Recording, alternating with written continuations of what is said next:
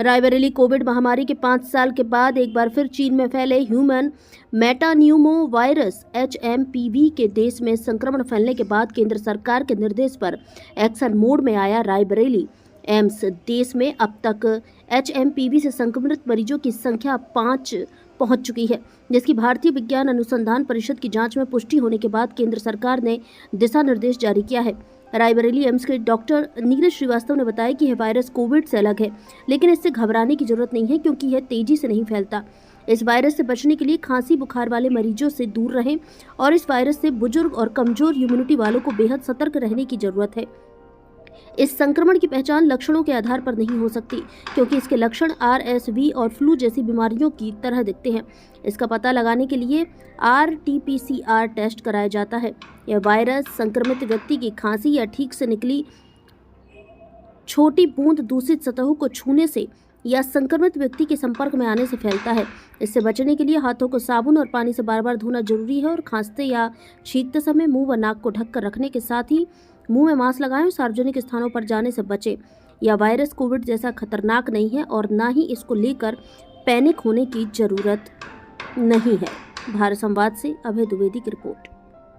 Sir, देश में HMPV virus के कुछ केसेस आए हैं, क्या लक्षण है और एम्स रायबरेली द्वारा क्या तरीके अपनाए गए हैं अगर केस आते हैं रायबरेली में? देखिए, अभी जैसा कि आपको पता होगा कि हमारे देश में कुछ केसेस मिले हुए हैं जो कि इससे ग्रसित रोगी हैं, उनका परीक्षण किया गया है और जांच में पुष्टि हुई है। इसके जो लक्षण है, जैसे कि साधारण इन्फ्लुएंजा लाइक इलनेस होता है, ILI बोलते हैं, या severe acute respiratory distress syndrome होता है। इन्फ्लुएंजा लाइक इलनेस में मरीज को सर्दी होगी, गला खराब होगा, शरीर में दर्द होगा और मरीज को बुखार होगा, खांसी जैसा लक्षण हो सकते हैं।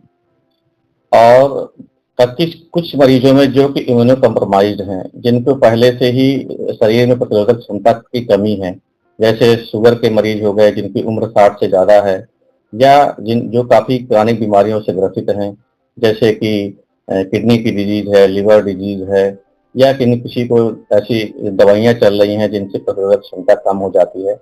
अगर ऐसे मरीज हैं, उनमें ये जैसे कि रेस्पिरेटरी डिस्ट्रेस सिंड्रोम काम कर सकता है, जो मरीज को गंभीर अवस्था में ले जाकर वेंटिलेटर जैसे उपचार करने पड़ सकते हैं ऐसे मरीजों का। कैसे बीच बचाव किया जाए, इसको लेकर क्या आप लोग की मुहिम चल रही है, कैसे आप लोग आगे बढ़ा रहे हैं?